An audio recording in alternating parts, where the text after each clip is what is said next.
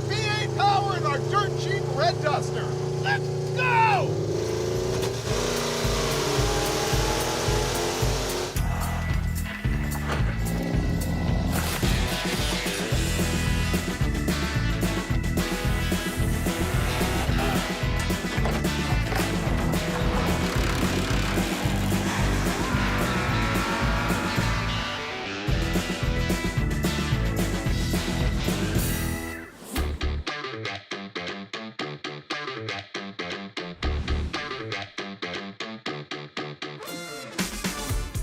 Welcome to Duster Garage, heretofore known as Roadkill Garage, where this time we're gonna take the 71 Plymouth and install a V8, a 4-speed, and a new rear end as quickly and sort of cheaply as possible. Steve. Yeah. What's our axiom about Plymouth Dusters? You can never have too many dusters, You just can't. No. No way. So you added one on. Now I'm down one. You've got two, and I've only got one? That's right. Yeah. The other duster that you've seen sort of relentlessly on the show is the crop duster, which Steve painted to perfection after we kicked it off initially with something looking like this. But this time, I promise you, Steve, and Yes. I'm sure you can promise me as well, there will be no paint job. There's zero Ever. possibility of that happening. No chance. Unless you took it to, you know, like one of those next day paint shops or something, but No way. I'm closed. This duster was also in one episode of Roadkill Garage where we went to a buddy's house and got it running for the first time since 1993, but then blew up the slant six and threw it in the dumpster. Hold the pin. Got it! Boom! My whole deal with this is that the crop duster is so nice and it's a drag car. I want this thing to just be a beater, bang shifting, take it in the dirt, do whatever you want. And my long-term goal is for us to take this on Hot Rod Power Tour for our 100th episode. Ooh. Yep. Power tour? I think so. Now you're just motivating me, Freiberger. So Power Tour Cruiser, ASAP, let's push this thing in. We've got a lot to do in about 4 days. It's hard to push. No, it's not. Yeah, it is. It's actually really easy to push.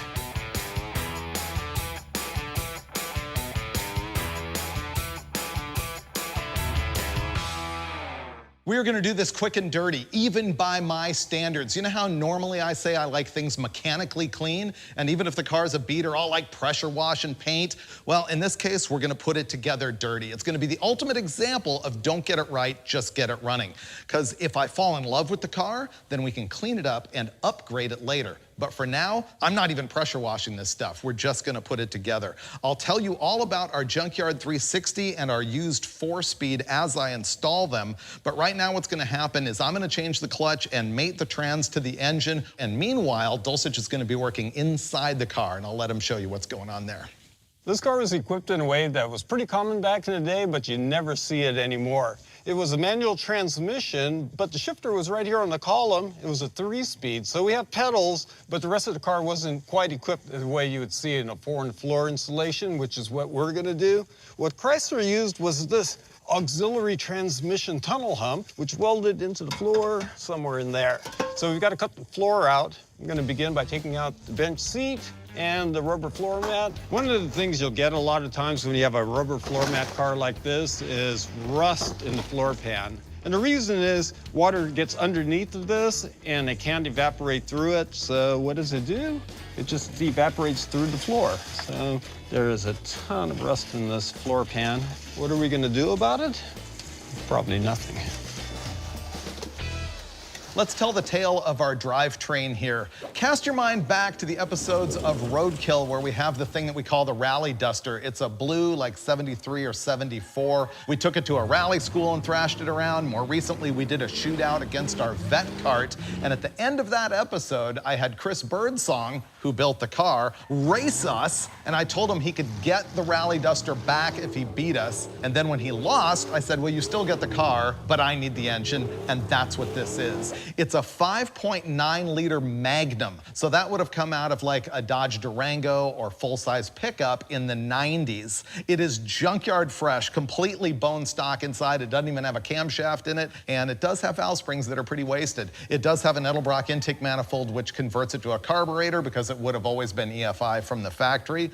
This thing is basically a turd, but it ran pretty good in the Rally Duster, so it's gonna be good enough for us now. Over here, We've got the 4-speed, which was really important to me for this car. This is an A833, a so-called Hemi 4-speed, and I was able to buy a complete conversion kit from a guy for $1,500. And it is specific to the A-body Mopar, which would be a Duster, a Dart, or a Valiant. It's got a special tail shaft on it, so that's why I ended up getting this thing. I got the bell housing. I think he gave me a clutch, although we're gonna use this one. I got the stick. I got the piece of metal that Steve's gonna put in the floor to accommodate the shifter, everything that I need. He even gave me pedals and stuff, which I don't need, but I'll be able to sell later to recoup some of the cost. Here's another thing to look for as I bolt the transmission and engine together. On some Magnum engines, the crankshaft may not be drilled deep enough for a pilot bearing. This one happens to be. The other thing you might see is that the input shaft of the transmission's a little bit too long and bottoms inside the crankshaft. I hope that doesn't happen. Birdsong took this apart off of a 3-speed manual and it worked. Will the Hemi 4-speed work? I'm about to find out. Yeah, it went right in. Yeah, it was pretty good. Yeah. That's because I didn't change the clutch. Something's gonna go wrong with it. Oh.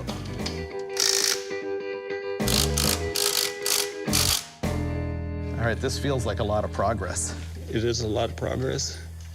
To fit the 4-speed hump, all you do is just kind of drop her down, wiggle it around. It kind of finds its own home.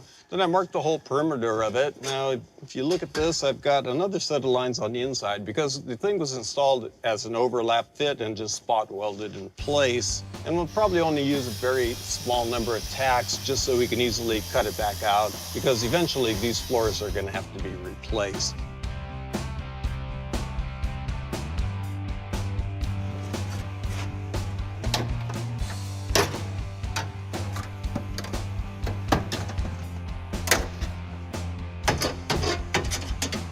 Look at that. Broke right up spot welds like they weren't even there. Next thing I'm gonna do is install the motor mount brackets. Here's the deal. This car has a slant 6 K-member. It won't work with a typical V8.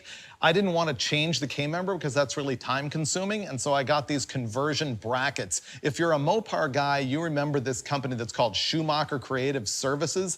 They make brackets and headers and things so that you can do swaps for big blocks into cars that never came with them. You can put a V8 onto a slant 6. You can do Gen 3 Hemi stuff. They actually shut down for a while, but they're back, which is great. So I got these mounts that will take an LA or Magnum engine and install it on a slant 6 K-member.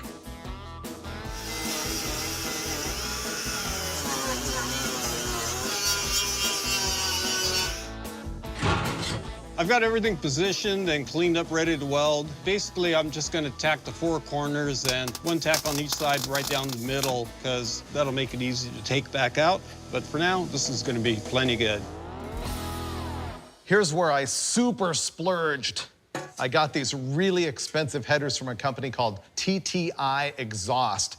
The reason I did that is that these are the ones that I know of that fit the best. They don't all entangle themselves with the steering linkage in the car. And if I ever want to put this thing together a little bit more cleanly, I know this is the header that I want, so I just bought them once. And they also tell you about this specific starter from a company called Rob McSee. I don't know if this is the only starter that will fit, but they claimed that it was, so I went ahead and bought that. So between those two things, that's a major investment in this car. What I'm gonna do is test fit it to make sure that it clears everything on the engine and transmission and starter. Okay, everything clears. Will the starter go in? Yes. Wow, that's kind of impressive.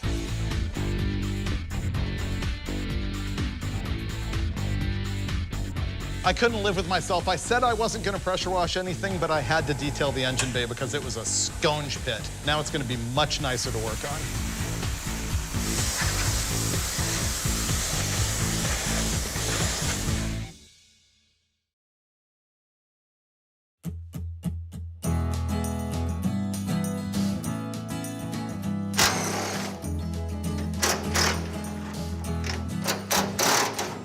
Dude, you're just pinching my finger. Oh, thank you. Sorry.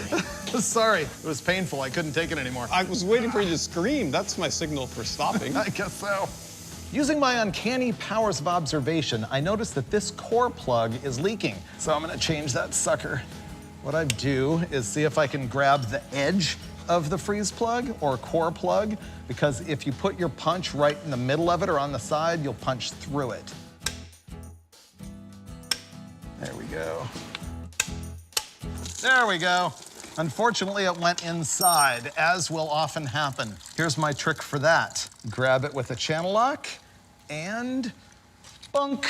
There you go. Is this thing rusted through or what? Yes.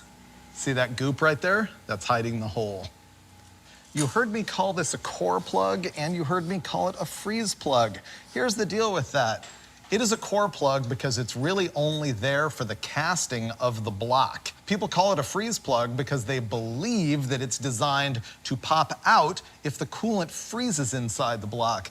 I think nowhere in the history of man has that actually happened without also cracking the block. That's not actually what they're for, but we still call them freeze plugs. Here's the trick about putting the aviation on the freeze plug. You want to put it on the block and not on the plug, because if you put it on the plug, it will wipe off on its way in and leave you goop on the outside. Whereas if you put it on the block, it will goop on the inside and seal perfectly. Okay, what's your opinion on that installation? Using my uncanny power of observation You from would say here, it's great? Yeah, I approve. This is uncharacteristic of me. I'm going to add power steering. The reason for that is that the engine already has a power steering pump on it, and it's gonna cost me more to figure out how to get rid of that with the belt drive and everything than it is to just install one of Steve's old power steering boxes. Here's how this is gonna work. I'm gonna knock out this roll pin, then I've gotta pull out the steering column. Steve's gonna help out by prying at the front. Okay. How many of the plastic things do you think broke? All of them? Yeah. After that, I'm gonna knock loose the pitman arm from the tie rod, and then there's 3 bolts that hold the box in. Are you sure you're David Freiberger? I know, it makes no sense, right? Yeah. I usually like manual steering for simplicity and lightness. When I'm done, I have to smash the column shorter and drop in the power steering box. Now, the much heavier power steering box. Wow, this is heavier. You know, our original plan was to make this car way lighter than it was with the 6-cylinder. That is not gonna happen. There we go, got it.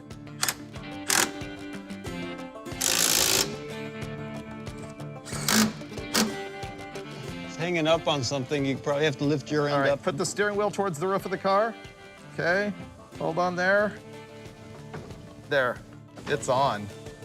Our duster works so far. I got the engine and trans all bolted together. That was good. We got the trans hump in the car. I pressure washed it even though I didn't intend to, so it's all spick and span, but the next step will be installing the engine and transmission. Finally, it's gonna seem like a real car. It's gonna seem like a 344-speed car, except it's gonna be a Junkyard 5.9 and a used 4-speed. That may even be better. It's really bouncing over here at this end. I know. Oh, what do we need to do about the clutch Z-bar and linkage and stuff? Will it all go in after? Oh, yeah. I think it will. Yeah. Okay. I can assure you of that. Oh! That might have been a little spooky. Whoa! You want to lift the trans over the core support? Yep. There we go. I was about to say it's as if we've done this before, but I don't want to say that because we're about to have like a complete and utter failure. Yeah. Well, I don't want to scratch up the nice paint on the firewall. It's the only place on the car that's got actual paint. I know. All right, you got it shoved in the hole? Yeah. Oh, that's looking great. All right, the headers are not going to go in this way with this situation. Oh, we should remove this battery tray and get it out of our way so it can sling the engine into position. Yep. Now it should fit. We've got the engine sort of in place, and even though the headers aren't on and a bunch of accessories and stuff, what we're gonna do now is just put the trans cross member in. That'll locate the engine and trans. Then we're gonna install the new rear end, and the reason we're doing that is we have to order a new drive shaft, and so we need to measure that point, and we've only got a couple days to make this happen, so we need to get the custom drive shaft coming.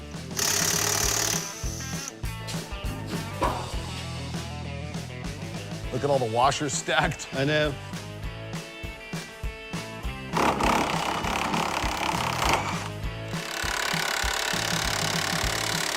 Whoa, look at that. As soon as it started vibrating, this line broke and shot fluid. There we go.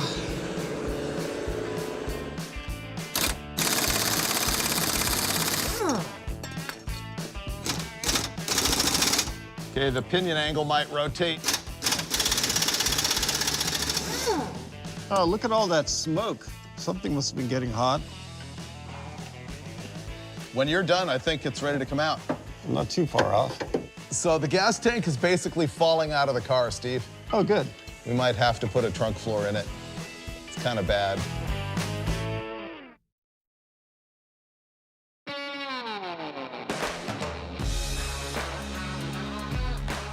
The rear end is ready to come out. I'm coming up. And my way? Pull it. If we can get the third member Over. Oh, wow.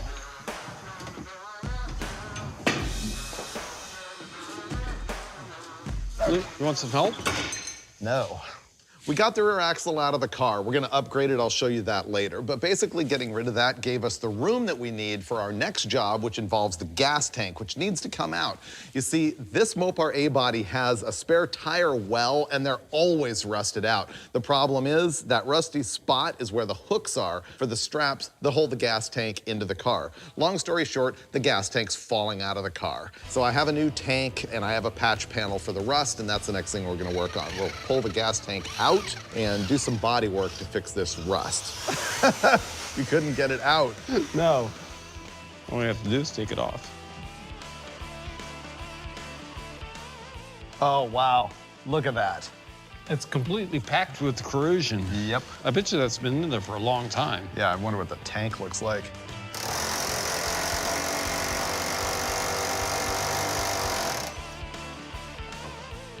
Oh man, this gas tank's full of some kind of stuff.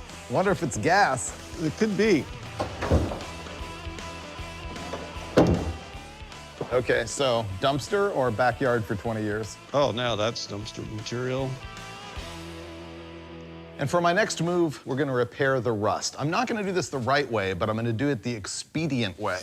What I'm gonna do is take this new patch panel, which came from AMD, a company that makes a lot of replacement sheet metal.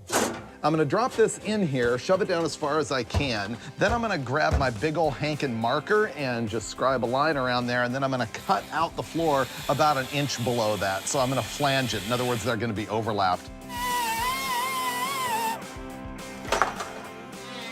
I sat in there and got the rust as clean as I could. I put weld-through spray primer both on this and also on the car. I'm ready to final fit it, and then I'm gonna zap it in.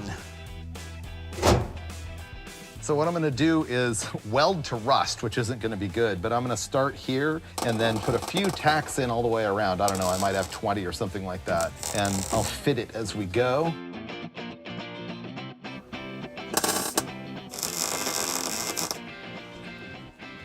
I tack welded it in there pretty solid, and now we're gonna seam seal it with this goop that is probably gonna make a bigger mess than it's worth, but we'll see. I think what I'm gonna do is like goop it right along the seam, like so, and it'll be like new. That was pretty good. I know. I mean, it's done, right? I think it's really nice. Yeah.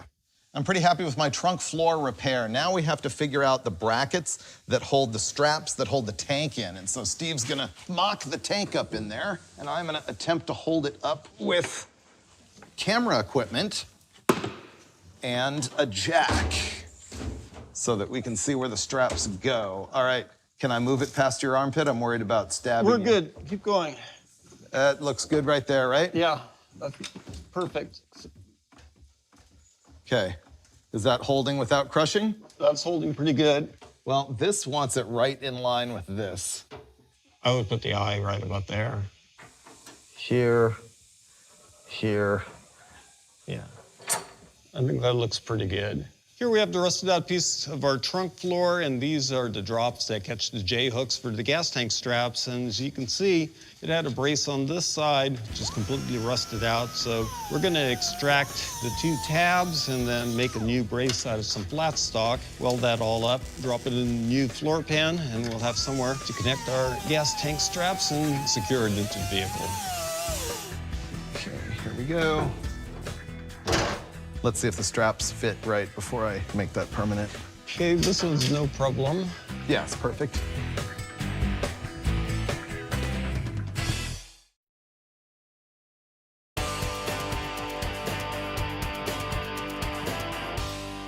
Here's the type of project that just kills hours on a day like this. After we got the sheet metal fixed on the floor, we had to figure out how to get the tabs on that hold the straps that hold the gas tank. So we ended up cutting these off of the old rusty sheet metal, cleaning them up as best as we could. I doubled up the thickness of them so that they'd be stronger, booger welded them together all full of rust. Then we had to make this plate, figure out how to put them on, weld them to the plate, figure out how to slice holes in the floor. It's been a process. The very last thing that I need to do is drop this in, and I'm gonna plug weld it through all of these holes that Steve drilled. See, this just drops in these slots. Plunk. Now Steve's grounding it from the underside.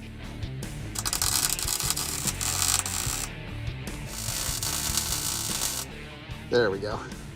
Last step, I'm gonna spray paint our repair with satin red, and it's gonna look awful, but this will be like the worst it ever looks. It'll all get worn in with dirt and trash, and it'll be fine, and it's better than black. Oh, Steve, it matches perfectly.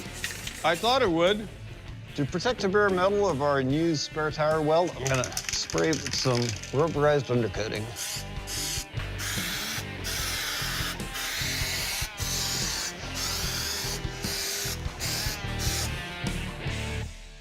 We just wrapped up the rust repair in the trunk of this thing. We pulled the gas tank back out because finally I'm gonna be able to upgrade the rear axle. Here's the story. That old rusty thing is the stock rear end out of the Slant 6 Duster, which is a 7 1/4. The new one is an 8 3/4. Those numbers refer to the diameter of the ring gear. Like you probably heard of a Ford 9-inch. Well, that's a 7 1/4, that's an 8 3/4. The bigger you go, typically the stronger that it gets. The 8 3/4 is what would have come factory in like a 340 powered Duster, and that's what we're upgrading to. Now, the problem is that the A-body axle housings are getting really expensive. So what I did is I went to a shop called the Mopar Whisperer on Instagram, and they had a B-body housing, which is far more commonplace and easier to find, but they're wider. They narrowed it for me. I had the wheel mounting surface to wheel mounting surface dimension matched exactly to our crop duster, which is that white one that we built, because it has the perfect tuck with a 275/60 rear tire. This is gonna match that. One thing to think about when they were narrowing it up is that the axle flange offset is different on the small bolt pattern versus big bolt pattern axles. Here's what that's about. Most of the Mopar A bodies, at least from 1972 and older, have a small 5-on-4-inch wheel bolt pattern. That requires a different axle flange offset. We happen to have also upgraded to 10-inch brakes instead of 9. It just helps to go to a Mopar specific shop so they understand all those things so they can put it together. But the bottom line is I got it the perfect width, and we're finally gonna throw it under the car. Did you see I got nitro axles? Oh, great. Here, wait, slide it in. Now I'm going over. There you go. Now you ram that into the floor. This is the easiest rear end install ever with the Special 2L. I don't want to drop this thing on my leg. Uh-huh. That was a little aggressive.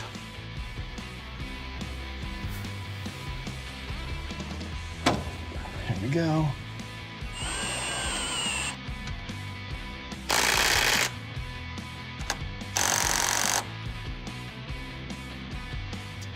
I'm gonna call it 52 inches from the center line of the rear yoke to the tip of the output shaft.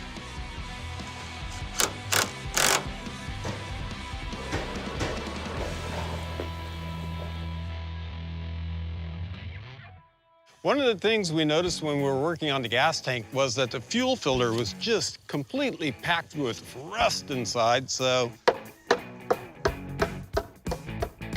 gonna stick it in a sonic cleaner with a phosphate solution, and it'll come out looking like brand new, and all that rust will be gone. I'm not too sure about this gas tank grommet that goes in the trunk. It's pretty bad, but it'll be useful.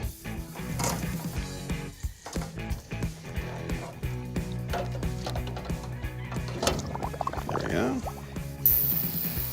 That's all there is to it. Walk away, come back, and it's done. I'm gonna have lunch.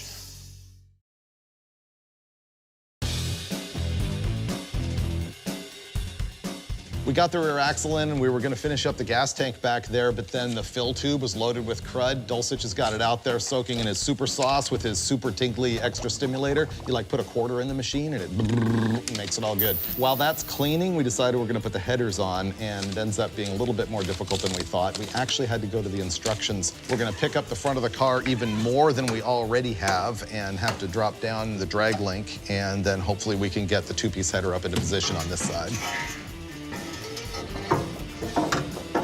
And he can't get it past the steering box. That's not gonna go in. No. What happened is I couldn't get it, and then the touch of Freiburger, as if by a magician's trick, got the header to go right in. Okay, just hang that loose from the front, and then I gotta snake the number 7 tube in. Yeah. Okay, you got that hung? Yeah.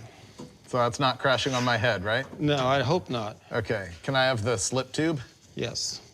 All right, some headers have what's called like a slip tube. It's an extra loose one, and it'll just slip together. It doesn't weld or anything. It just slips into the collector. It really helps to grease both the tube and the collector to put them together. They do this if there's like an obstacle they need to get around, which in this case seems to be the torsion bar. How's that, Steve? Well, it's good on my side. You have it slipped in? Oh, I will. That's all the way in. Oh, okay. So you should be able to lower the engine to the point where you could get that on a flange. Coming down. Wow, that was aggressive. It just dropped in. All right, fish some more bolts in and even put the gasket in. It's on the windshield. Okay, it's one header gasket in.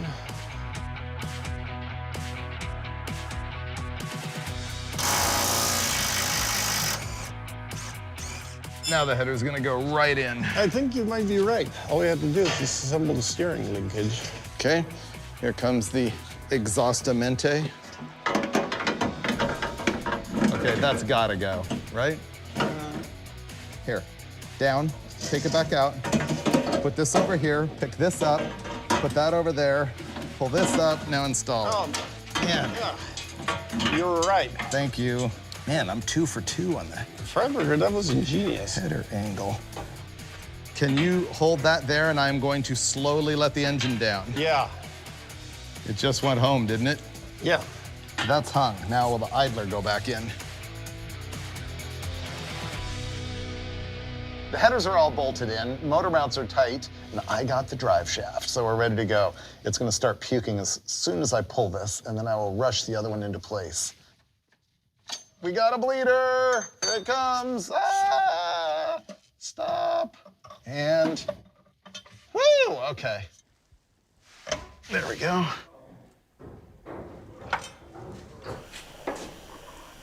It's a good thing that we have extra help, because I'm just realizing this is a lot to do. Basically, we're changing everything on the car except for the suspension and brakes, which we really should be doing, but there's all of this. Here's what's gonna happen next. Steve has gotta work on that fuel fill tube for the gas tank because it's all filled with crud inside, even after going in the super deluxe vibrator tank. And so he's gonna sandblast that and paint it. Before he gets back with that tube, I'm just gonna start fiddling under the hood. I've got like carburetor linkage, wiring. The big deal is gonna be the radiator and everything. Man, I really hope we get this thing running tonight. Let's rock.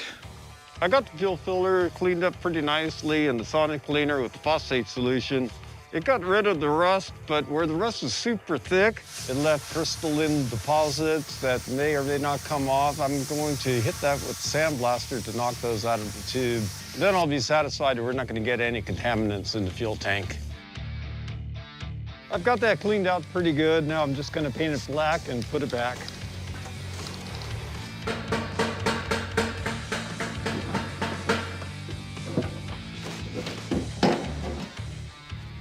Here's another shiny new object that's gonna work just as well on whatever new engine finds its way into this car. This is the lower dollar Brawler 750 CFM double pumper.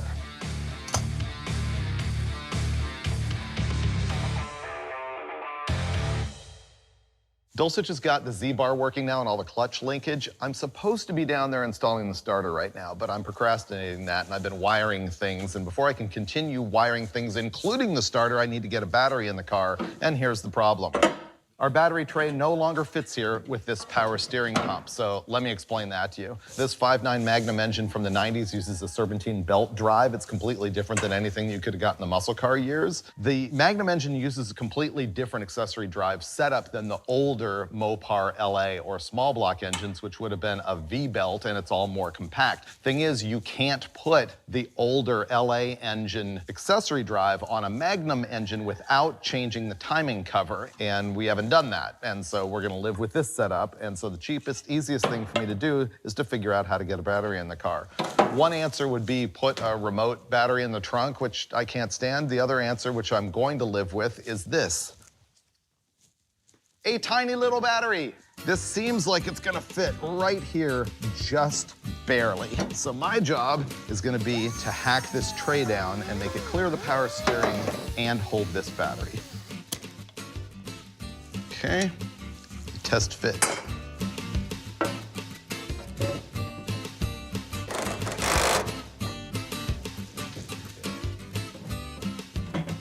Nope. It's too wide. Yep. That's a disaster.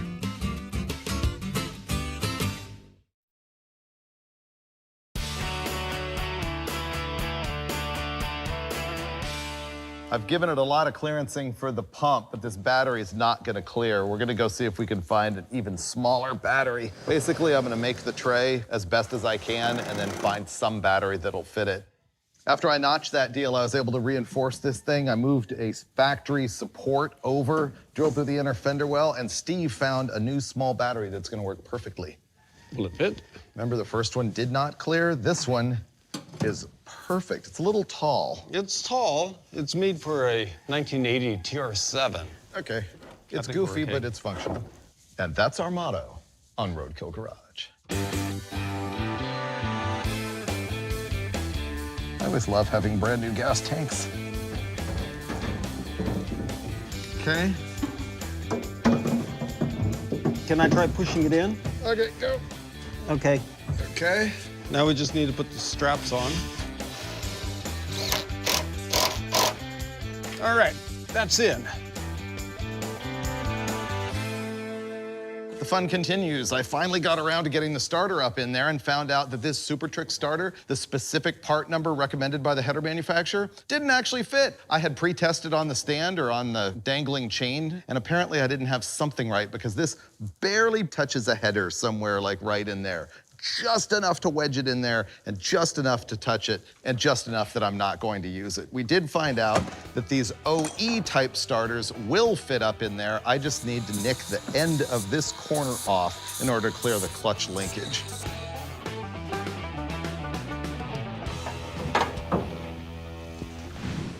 The gas tank's like 100%? Yeah, except for the electric fuel pump. It's like vented and everything? Yeah. Oh, great. I pre-fit this radiator. It fits. Okay. This is the same part number as the one that we put in up at Mike Coffey's place when we first got this car. Normally, I would take an aluminum radiator that's all shiny like this and paint it black so it doesn't show shiny through the grill.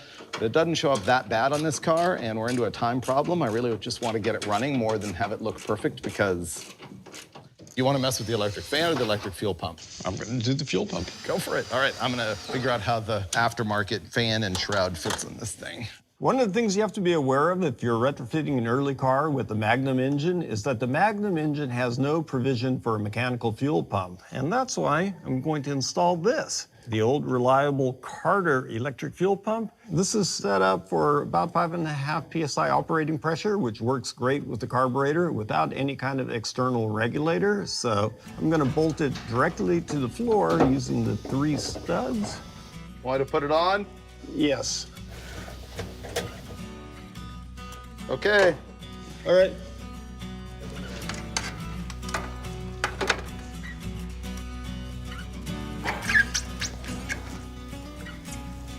All right, and Steve's got the fuel pump like barely hanging onto the trunk floor back there. That was a bad idea. Yeah. You agree? Oh. It was a poor idea, but at least it was badly executed. Yeah, exactly. I've got a fuel line that I think is gonna work here. I'm ready to like blow out the factory fuel hard line. Yeah, because it's going to be full of debris and messed up. Go ahead. Brake clean or no brake clean? Well, clear it first, then I'll hit it with the brake clean for the final flush out. Sort of like a rinse. Yeah. Sort of like when they you go to the dentist and they put that. What? All right. Yeah. Just like that. Here we go. Ooh, it's working. Okay, here. Now that you've done that. Now you're gonna load it with brake clean. That has such a rewarding sound. Here, I want to witness it. Here, can you do it? I want to go watch. Okay. Go. Ah, nice. Okay, good to go. This is absolutely a mess. Steve's on the ground lying in the varnishy gas, dealing with the plumbing of the electric fuel pump back there. I'm gonna start the wiring for both the electric fans and that electric fuel pump.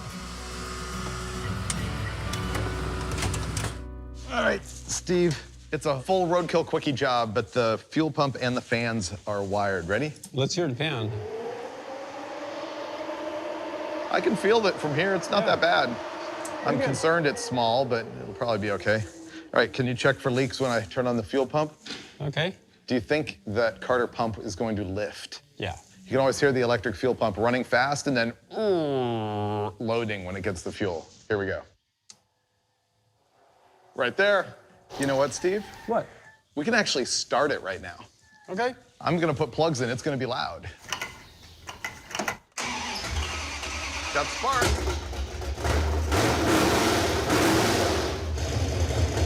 Wow. Runs perfectly. We're done. That was like not dramatic at all. Okay, great. Another splurge, brand new seats. These are the classic lowbacks, and they're made by Scat Pro Car. It's the same company that makes like Scat cranks and stuff like that. These often put your head way too high into the ceiling, so we mounted them as low as we possibly could. I'm getting in, Steve. Okay. They have way too much angle in them. The back needs to come up. You'll like it because it's like sitting in a Corvette. Here, hang on. I'm gonna go Dulcich seating mode. There we go. This is how Steve likes to drive.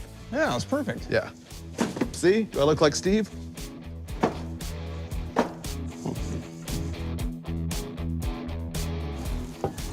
Okay, here we go. This is a different steel wheel because I had to change to the large vault pattern, but it is a 15x8 with a 275/60/15 Cooper Cobra GT. All right, Steve, front end is coming down. Ah, did I get it? Oh, no. Lift. Don't lift on the grill. I'm not. And lift right here. I need someone else on the other side. Thanks. Oh, I did it all by myself. I lifted the whole freaking front end of a car up. All right, let's go.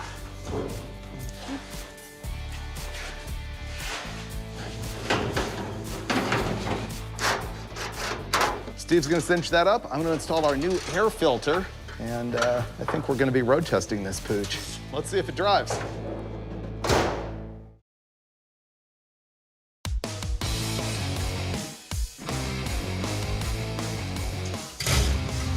Fires immediately.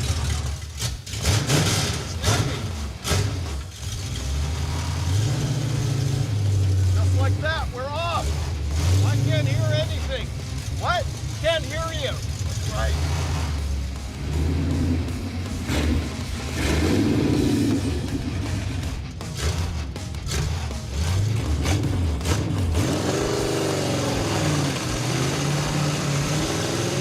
How's the power steering fluid level? I checked it, it was good.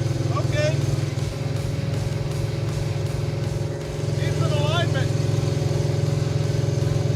It seems wallery. Yeah. Oh, Brake check. Oh, well, stuff brakes on the best time. part so far. Whoa. Wow.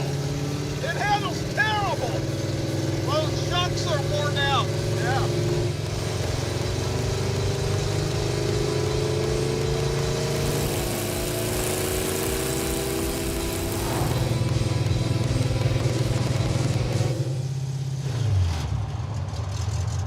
I have to know, What? will it do a burnout? Rolling 50 miles an hour? No. No, from a dig. Oh, of course it will. Well, we have to know for sure. Dulcich, do we build cars that won't do a burnout? Well, we'll find out right now.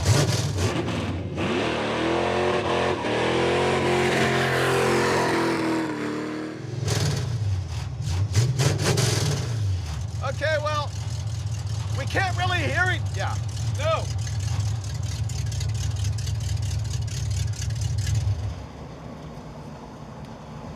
Okay, so what's the situation? Well, it handles terrible. It cruises and drives fine.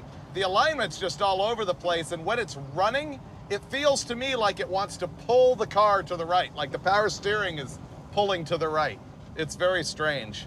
Yeah, that's adjustable. If it pulls when it's up on a jack, you can see which way the wheels turn, and there's an adjustment on the box to either go left or right. I've never messed with it. Yeah, it's definitely not regular Chrysler one-finger power steering, but it's hard for me to differentiate the horrible handling and potentially bad alignment from that power steering problem. But when I shut it off and coast it, it's way better than when the engine's running. Aside from that, it runs and drives fine. Okay. See if fire's right out.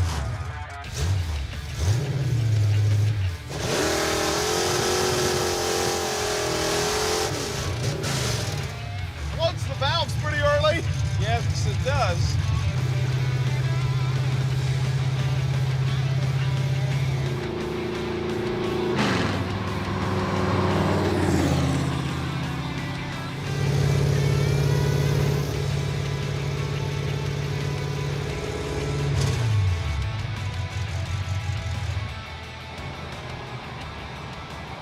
So yeah, it cruises other than no exhaust, power steering problem, and hideous suspension.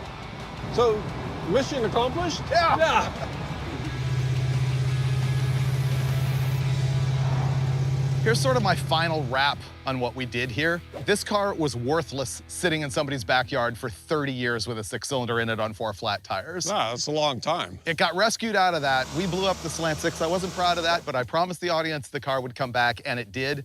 We did it as cheaply as practical, not as cheaply as possible, but pretty cheap in order to sort of just set the stage of turning it into a real car again. Yeah, the bones are all there, that's for sure. We definitely have problems. I mean, it needs suspension. There's something wrong with the steering box. But the thing is, if you never put it together, you never know that. And that's the problem with dreaming about getting it perfect someday. This is the perfect example of even me compromising my standards. Oh, Freiburg. And putting it together in ways I wouldn't normally have done. But now it's not a dead duck. Yeah, I mean, it was a dead duck for what? You said 30 years? Yeah. And we've got a V8 4-speed Duster. Running, driving car upon which we can improve. Oh, definitely. That's the message I want to send. That's the lesson I guess I want to teach, is that don't let perfection get in the way of good enough. Get your car running and driving, have some fun with it, and you can always build on it from there. Let's go do more burnouts, Steve. Let's go.